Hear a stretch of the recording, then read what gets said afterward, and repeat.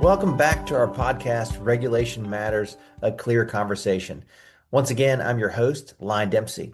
I'm currently the Chief Compliance Officer with Riccobeni Associates Family Dentistry with practices in North Carolina, South Carolina, and Virginia. I've also been a board member and past president of Clear.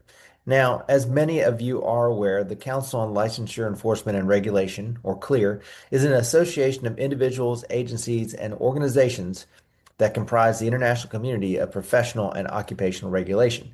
This podcast is an opportunity for you to hear about important topics in our regulatory community. Now, our August episode always features a conference preview. The keynote session at this year's annual education conference asks a very provocative question. Can regulation both protect the public and expand possibility? So our keynote speaker, Jay Chaudhary, has spent his career leading complex system change in law, public policy, and behavioral health. So today, we'll explore some of the experiences and ideas that have shaped his thinking and give a sneak peek of the conference presentation. So welcome, Jay, and thank you for speaking with me today. Yeah, thank you, Lion. Great to be here. Well, I know your career has taken you from legal aid to mental health leadership to advising on systems change. So, what experiences most shape the way you think about public systems and regulation today? Yeah, so I jokingly call myself a recovering lawyer, but I think that's a little bit facetious because I do think my time as a legal aid attorney fundamentally and like profoundly shaped how I view everything I've done since then. So I was in that field for 10 years, of which I was actively practicing as a lawyer representing clients in court for probably 5, and then that kind of started to wind down as I took on more of a management role there. But the thing about representing especially low income folks and marginalized folks in a system that is not designed to make things easy on them is you understand really profoundly that like most people don't care about the things that bureaucrats and regulators, and I can say that as a former bureaucrat and regulator, most people don't care about the things that bureaucrats and regulators care about at all. They just want a system that works for them. And even though it's really, really hard to do, and I didn't always have not always succeeded at this, I always try to keep in mind the perspective of the individual trying to navigate the system as the most important one. And that's, I think, something I've tried to take in through my whole career, whether it's as a legal aid attorney or running behavioral health for the state of Indiana, where I oversaw a gigantic bureaucratic system that fundamentally, though, served people and families in great need. And whenever possible, our North Star would be what is best for the people and families that we serve. Did we always succeed? No, of course not. But I think that was an important through line throughout my career. Right on. Well, I know the title of the keynote is regulatory abundance, not an oxymoron. So I guess what first led you to start thinking about regulation and an abundance in the same conversation, if you would? Yeah, of course. And I should probably maybe back up and say what I mean by abundance, just because I think, and I've been a proponent of or a follower of, Derek Thompson, Ezra Klein, and that whole abundance movement, since Derek's first abundance agenda article in the Atlantic in like 2021, where he talked about some of the failures of the pandemic era policies and Right. how they. And so I should say I'm a fan of that. I am not in any way, shape, or form, representing that or this is a separate conversation. Abundance now in 2026 is essentially it seems like it's a policy movement that's associated with sort of changing the governance around housing and energy and infrastructure, and that's stuff I support. But that's not what I'm talking about here. But I think if you look at the core of that movement as well as what I'm talking about, it is actually the same. And that is all about trade-offs, right? It's an old line in public policy attributed to Thomas Sowell. There's no solutions, only trade-offs. Again, this is not news to anybody that has ever, ran an agency or organization or had to make tough decisions in business or anything like that. But I don't think we fully grapple with what that exactly means. And what I mean by abundance and regulation is just creating a culture and philosophy of continually evaluating those trade-offs, right? So like not, are we striking the right balance between public protection and access and workforce and innovation and affordability and opportunity? And so that's really the whole central idea of the talk, or what I'm here to talk about today, is that like every single regulatory decision creates trade-offs. And the challenge is that nearly every single institutional incentive pushes us towards safety, right? Safetyism and restriction and a safeguard. And sometimes that's the right answer. And then a lot of times it is the right answer, right? But sometimes it isn't. And the most important thing is having a commitment and courage to continually revisiting those trade-offs rather than just assuming that the balance of those trade-offs never changes, if that makes sense. Yeah, absolutely. Well, I mean, you kind of mentioned it there, and I'm what I call myself a recovering regulator, right? I'm not working in regulation at the moment, but like, regulators have been trained for so long to just focus on public protection and risk reduction, right? Risk management. And That's right. this idea of abundance can feel, I can counterintuitive maybe in the regulatory context. How can we, understand that better? Yeah, of course. And so I think it's worth acknowledging also the limits on regulators. Like a lot of times, and in the American context, for example, with separation of powers, the legislature creates the laws and generally provides the umbrella for regulations, and regulators or administrators or bureaucrats or whatever you want to call folks, the public servants, is probably, I think, actually the right way to put it. And these are actually, like, I think, wonderful and dedicated folks who, choose sometimes to forego more lucrative opportunities to remain in the public sector. And that's worth acknowledging. But it's also worth acknowledging that, like, many of these issues are not directly within the authority of regulators. Like these are regulators only are able to operate under the guidelines or scaffolding that's set for them by legislators or governors or agencies or universities or employers or insurers and a whole bunch of other folks that implicate this. And so I think I want to acknowledge that, because I think a lot of your audience might think of, we'd love to do this, but the legislature has made it really hard for us to do it. And our hands are tied. Our hands are tied, right? Which Right. is like a common. I mean, you hear it. It's both an excuse and also true a lot of times, right? It's both of those things at the same time. But I think that the reason I was excited about this talk was I do think that it's true that regulatory boards are almost always, like, in the room where it happens, right? At the very least, like, they can help shape the culture, help shape the philosophy, and they can influence their conversations, kind of far beyond the formal authority. And so I just wanted to have that disclaimer up front. But I think it's really important to hone in on this notion. There's two notions I think it's really important to hone in on, and we can get to some examples from my experience maybe of how this kind of first came to light. That might be helpful. But like, there's two concepts I think are really important. Number one is, I mentioned this earlier, this notion of safetyism, that like safety is the paramount virtue or the cardinal virtue of regulation, which again sometimes might be true. And regulatory systems naturally focus on preventing visible harms. But this is where that second concept comes in, which is the idea of opportunity cost, right? So it's not only about, like, there's other harms to the public that are not visible, that are more invisible, and that's about what didn't or never happened, right? And so if you think about, for example, childcare, which is, I know, a hot topic right now in the regulatory space, situations of neglect or abuse or or substandard care or whatever, they get headlines, they get regulators yelled at, they get a lot of attention. Nobody ever talks about, at least in this particular space, people tend not to talk about, what about the centers that never opened because the regulations were too onerous, or not. Oh, that's not the only reason, but that's definitely a reason. Like, it's a high bar. There's a big moat. There's a big regulatory moat around opening a childcare center, and you can argue that there should be one because these are taking care of children. But you have a ton of areas in this country right now where childcare access is very scarce, and that has all kinds of downstream negative effects on our economy, on families, on people, on children.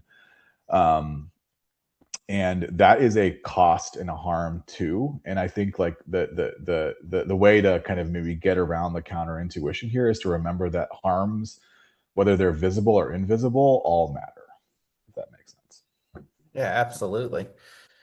So, obviously this is the first time that you and I have had an opportunity to speak, but I know I looked at your session description and you describe a tension between protection and possibility. Have you seen that tension play out in your own experience? Oh yeah, totally. There's two examples I'll give from my time at the state running the mental health system, and so and I should say, in this capacity, I was both a regulator, right? We oversaw recovery residences and treatment providers and all. I mean, my signature was literally on, or a version of my signature was. It's still, there's still some relics out there in Indiana. It's been a year and a half of like, well, every night people send me pictures of your signature still here on the certification of the facility. And then also, we also had to work with regulators, like whether it's a licensing board. And so, like, I think I've seen kind of both sides of it. Um, it- but two examples. So one involves, I mentioned, recovery residences. These are recovery housing. So this is for folks with um, usually in recovery from substance use disorder, is generally what these houses exist for, and these are relatively new in terms of being regulated. This world has existed forever, but it's relatively new, last 10, 15 years, where this has fallen under the purview of the state, largely because a lot of these places have started to accept Medicaid over the last decade or so, which is wonderful. So many lives have been saved because of this development, but that also means all of a sudden you have to grapple with the regulation of this and the conversation that came up. And I say this because this is, I think, is a great illustration example of this tension.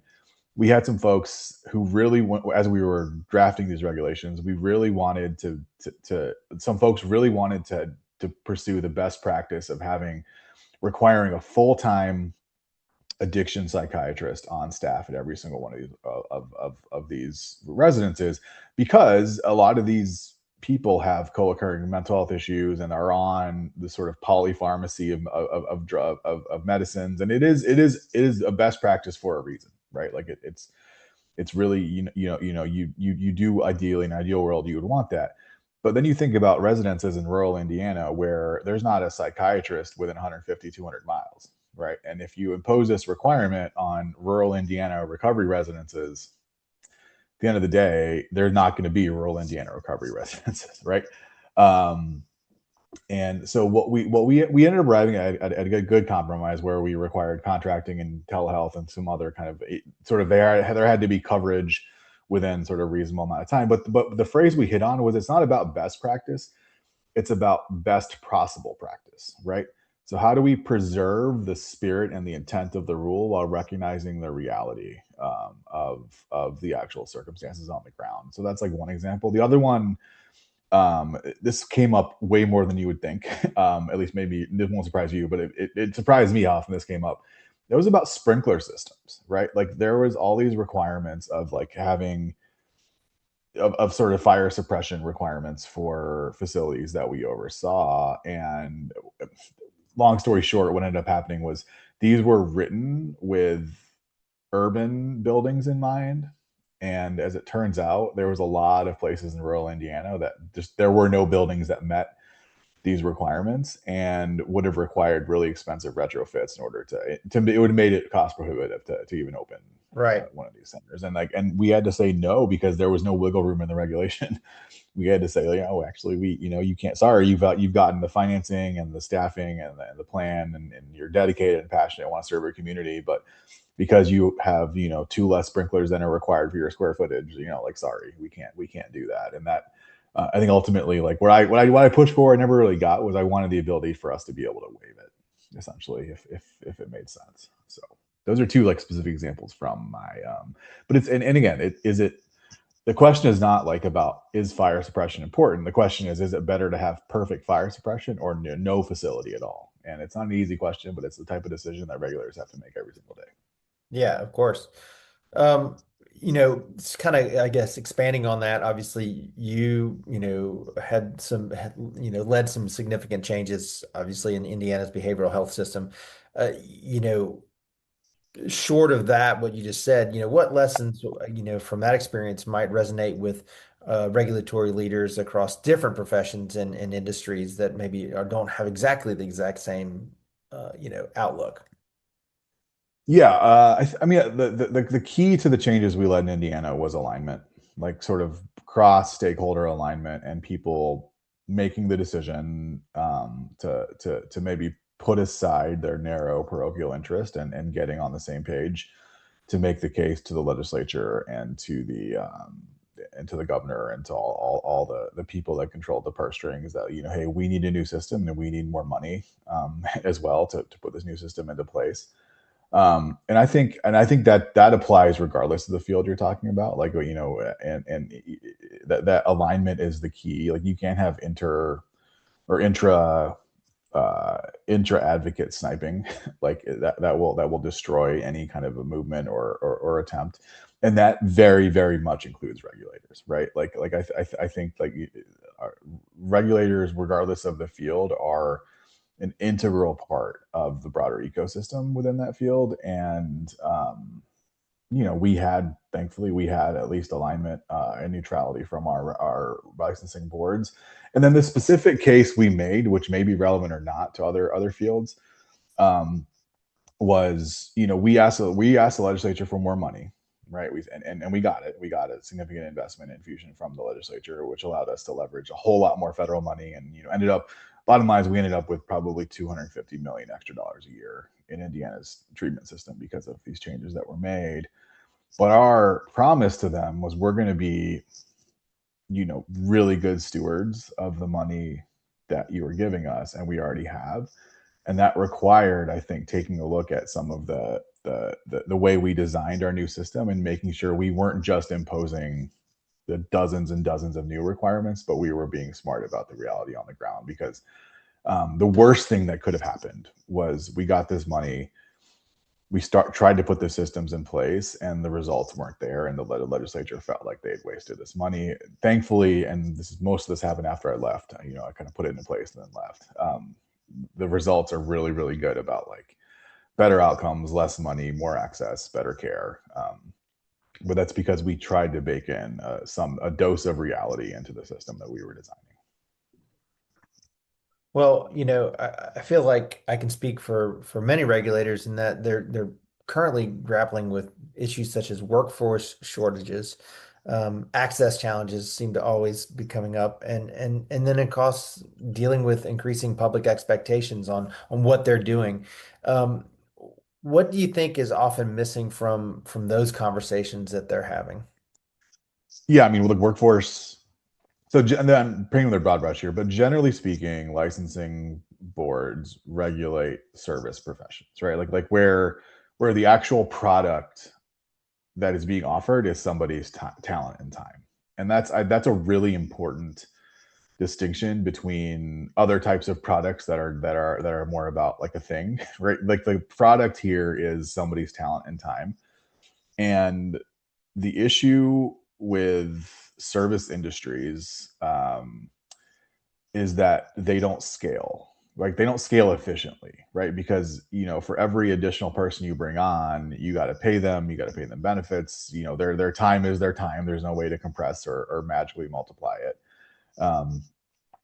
And so this is a preview of the talk a little bit. Like, there is a name for this phenomenon, and it was coined by an economist named William Baumol. It's called Baumel's cost disease. And the idea of cost disease is that, like, while a lot of other sectors get more efficient, right? So manufacturing, that all these sectors get more efficient, technology gets more efficient, like, within time. Service sectors do not, which means that costs will keep rising, but what you get for those costs will stay relatively flat, right? And it's the fundamental constraint of service sectors. And then you layer onto that, a lot of these service sectors are funded partially or primarily by public dollars that require investment from legislatures and tax increases and states that have balanced budget requirements.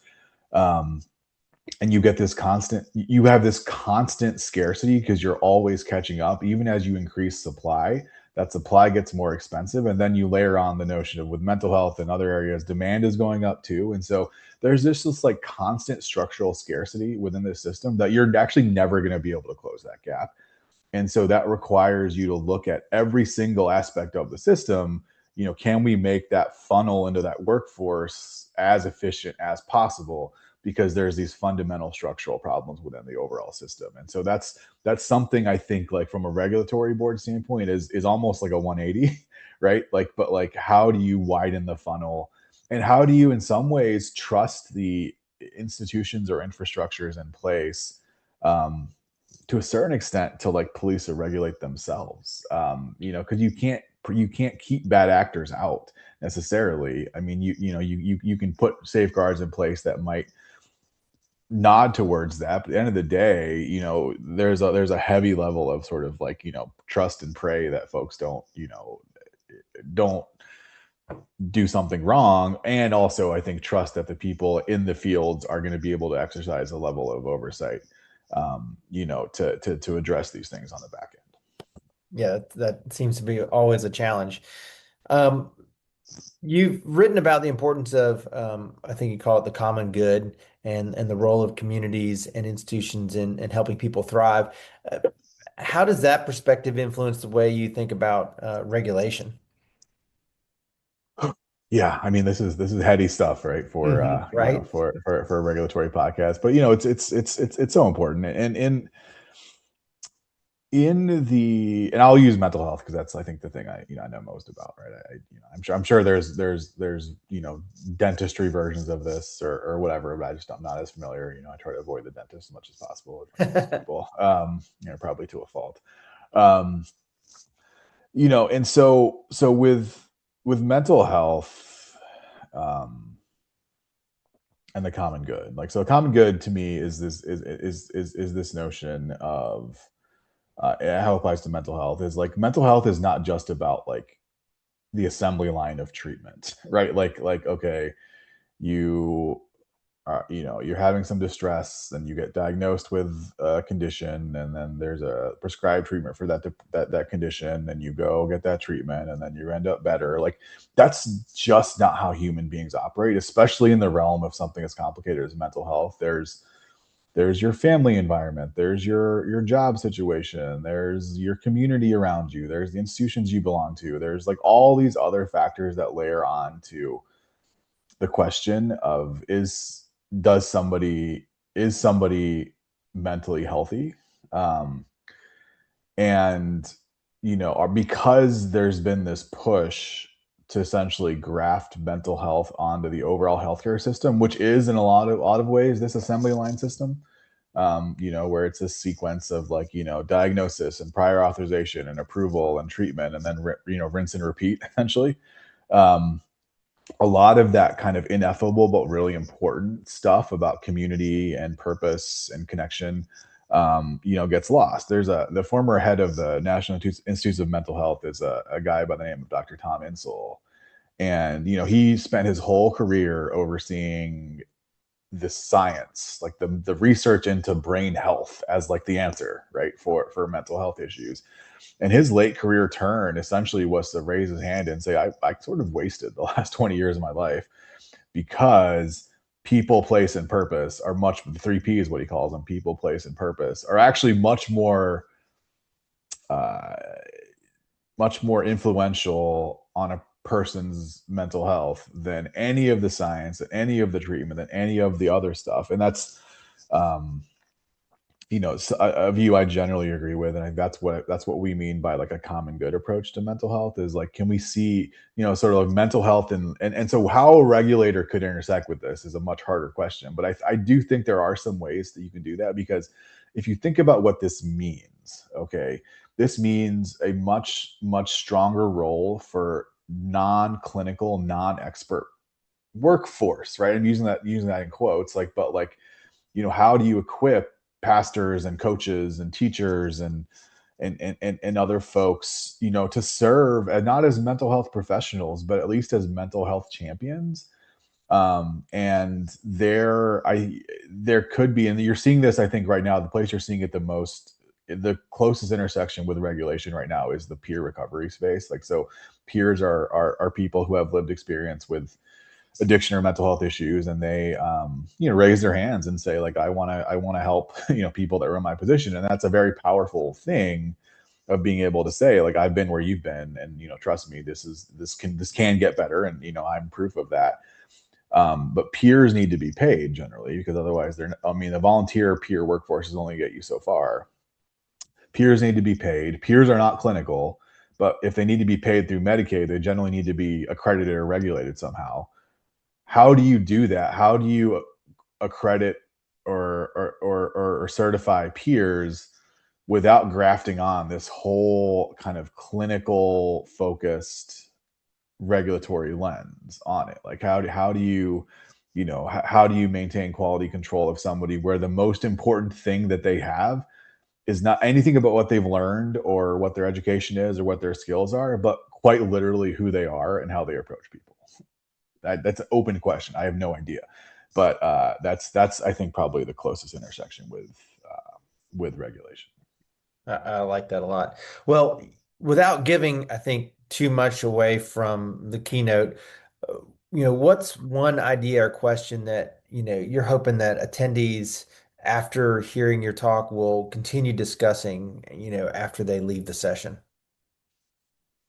Yeah, I mean, I think I think what excites me, and this hopefully will preview without giving it away, is I'm not a sort of no regulation, deregulate, raging libertarian, like all government's bad, like the whole Ronald Reagan, like, I'm here, the scariest words in the English language are here. I'm here from the government, and here to help. Like, I don't believe that. I think government regulation and oversight has resulted in some of the greatest developments of the last 150 years, whether you think about in labor or occupational contexts or food safety or healthcare. And so, like, to be very clear, like, I am not about um, deregulation. What I think is interesting is the notion is this idea of regulatory precision, right? Like, keep the safeguards that matter, remove redundancy, and be intentional about trade-offs, right? Like, and constantly think, like, if we were designing the system today from scratch, would we in fact build it this way? And I think you'll find there's a lot of places where the answer is no. Right. Great. I like that. Well, I think this has been an excellent talk, and I really appreciate you giving us some background and kind of a preview, if you would, of the conference keynote. So we definitely look forward to seeing you and hearing your presentation in September. So again, thank you for speaking with me today. Yeah, thanks for having me. This has been great. Yeah, it's definitely been a pleasure. And we have another conference sneak peek for our listeners. Now, as you just heard, Jay's keynote is going to ask us to consider, or at least reconsider, what's possible through regulation. But bringing new ideas to life requires another essential leadership skill, and that's the ability to have productive conversations when the stakes are high. And that's exactly what our next guest, Jillian Morenz, she will be exploring this in her conference plenary. Now, Jillian started her career in data analysis, planning, and distribution. From there, she moved into training. She has presented on a variety of professional development and leadership topics over the years, focusing on interpersonal communication, individual and team accountability, and organizational change. So, Jillian, we are glad to have you with us today. Welcome. Thank you. Happy to be here. Excited for the upcoming conference as well. Yes, it's going to be a blast. Now, I know you have spent many years helping leaders navigate, difficult conversations. I had a couple of difficult conversations last week, so I know that there can be a challenge. But what first drew you into this work, and I guess what continues to fascinate you about it? Yeah. Well, I think like so many out there, it started with just getting tapped on the shoulder. The organization that you work with says, hey, we need you to step into this role. At that time, it was, we need somebody who knows processes to work with vendors to design new processes that work with the new systems that we're bringing in. And as we had these beautiful standard operating procedures, the realization that the procedures aren't enough for success. It's people who make or break this.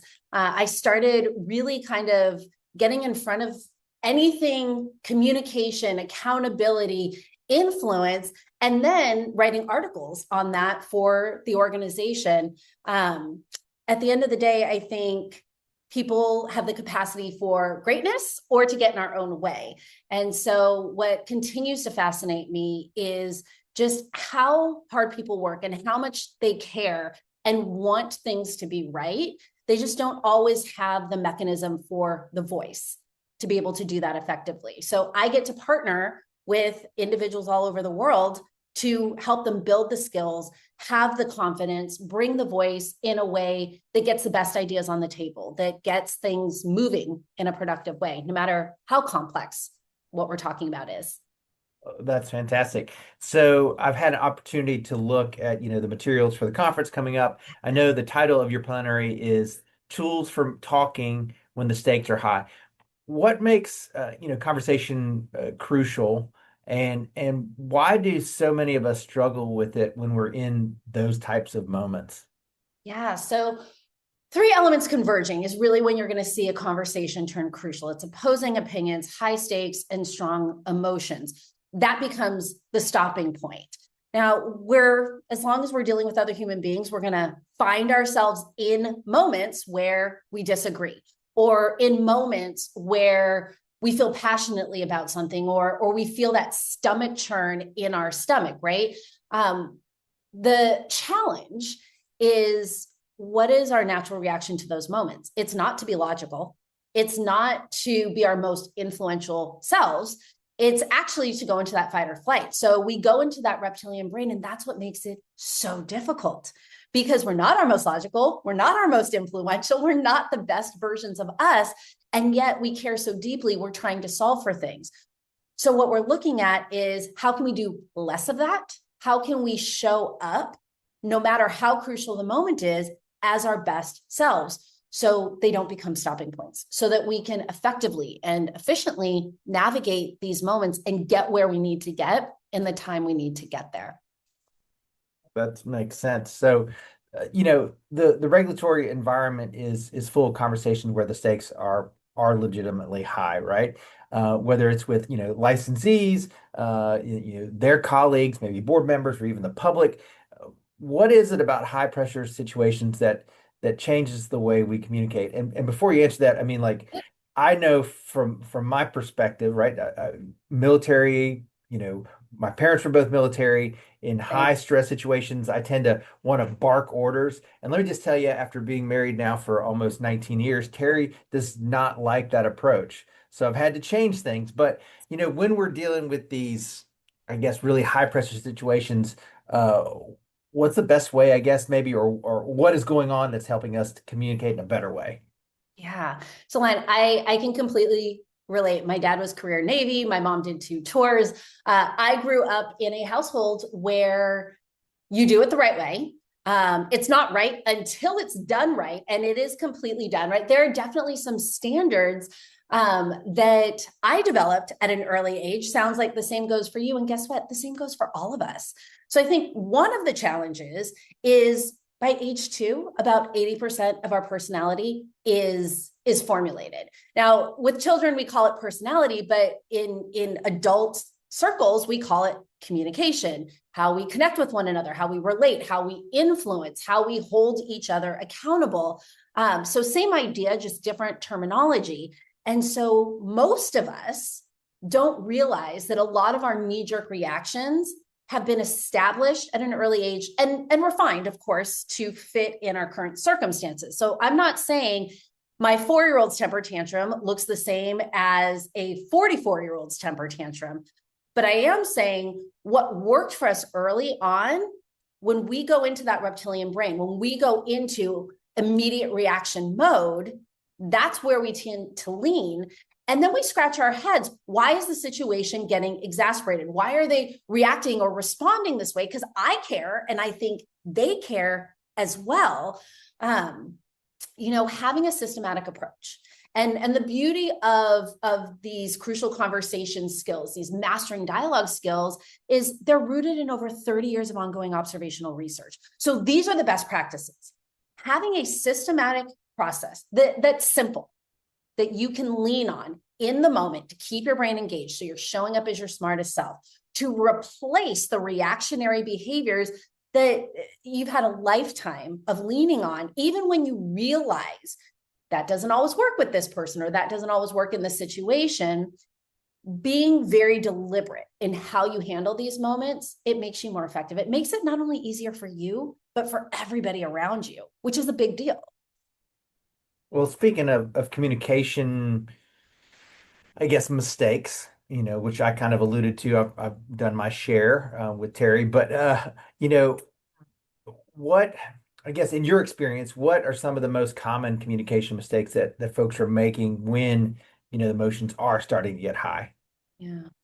I mean, number one mistake, and this is not new in 2026, but I will tell you over the last few years, this has become more and more prevalent, not speaking up or not speaking up to the right individual, to the right group, right? Getting the right parties involved the moment we sense or we know that there is a rub, there's a potential issue.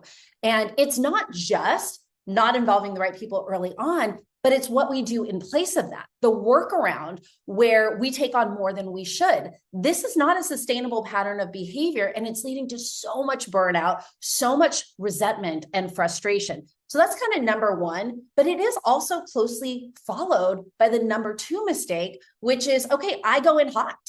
I go in and I've psyched myself up and I go in ready to take everybody down, because in my head, that's the only way I can be seen. That's the only way I can be heard.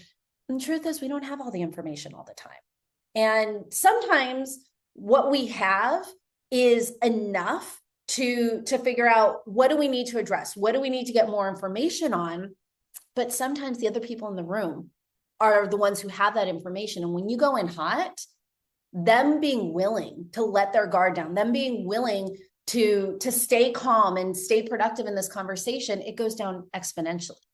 Everything it gets harder. So again, it goes back to a little bit of balance between, okay, if I say nothing, what's the downside? If I go in hot, what's the downside? Because that's where our brain always goes, right? We do this almost this risk reward kind of evaluation in our head. But what's the risk of staying calm and going in? What's the risk of laying out a clear case and then building upon that with additional information before we go into our problem solving or our planning or involve who we need to involve? And I think a lot of times when you add in that third element, what you find is I'm more inclined to go that path with the skill, with minimal mistakes. So it's a package, right? Minimal mistakes and skills, making that choice. I really like that. What's the risk of going in calm? Because that's just, again, maybe I can use that as a little mantra, even just in the workspace, to make sure that I reset before I go in.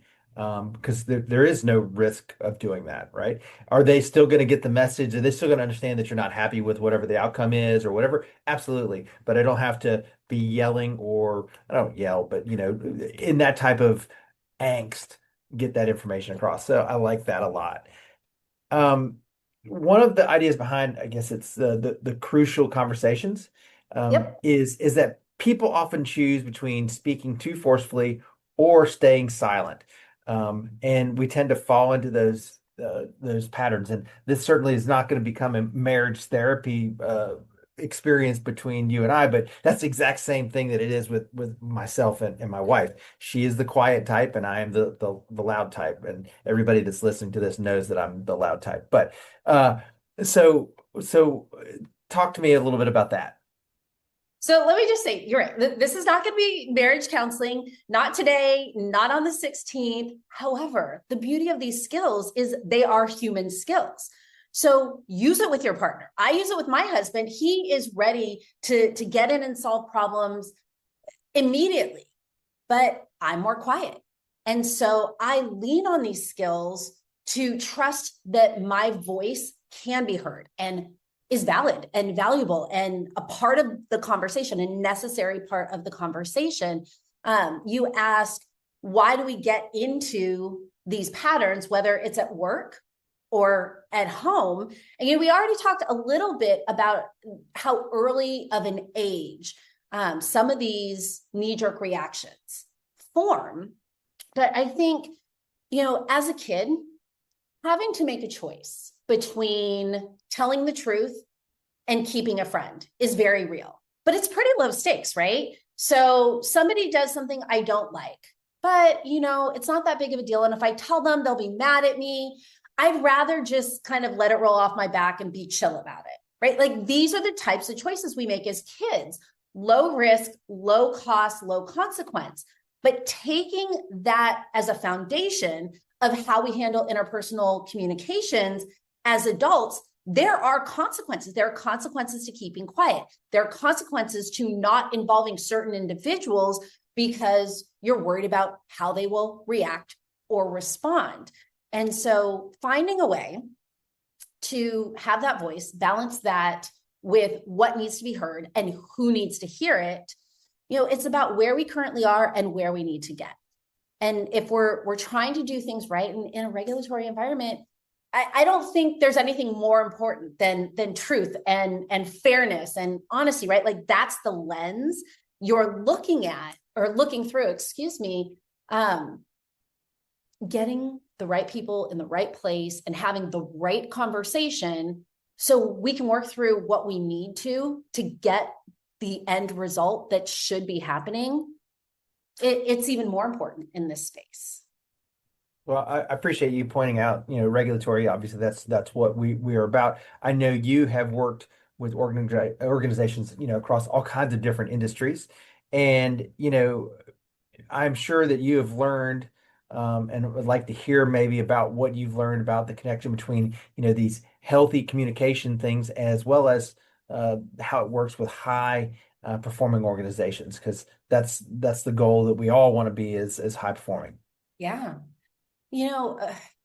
We're always looking at how's the organization performing, what's not being said, what's not being heard, what could we have gotten in front of, but we didn't. And so often it goes down to people not speaking up. It so often goes down to we could have gotten in front of this.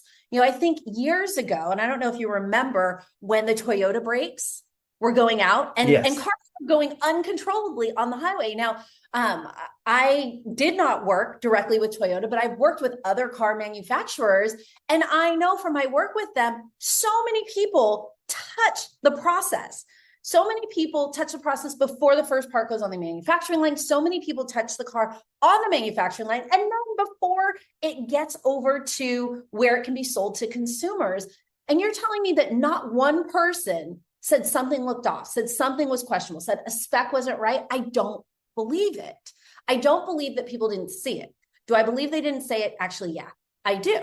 And it comes down to emotional safety, psychological safety. It's not the organizations that have the least amount of problems that are the most successful. It's the organizations that don't get stuck because of the problems. It's the organizations that when there's a hint of an issue coming, people speak up. People go into that problem-solving mode. It starts on an individual level. It's very grassroots, right? If individuals are speaking up, are working through problems and not brushing them under the table, we have strong partnerships. If we have strong partnerships, we have strong teams. If we have strong teams, we have strong divisions and organizations. And it's so much easier to not only accomplish the goals, but that's where you're seeing groups superseding what was planned, what was expected. That's where the dream team comes into play. And so many organizations have these little pockets of dream teams. What you want is to be able to spread it across the organization, duplicate that. So creating enough safety, creating enough space that people can say, here's a problem. Here's the risk.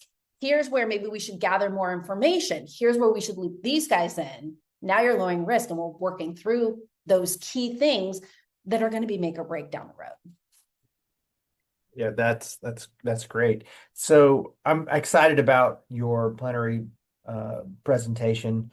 And so, without giving away any tools that I'm sure you're going to talk to us about on that day, what mindset shift, I guess I would say, do you hope that our attendees will take away from your session?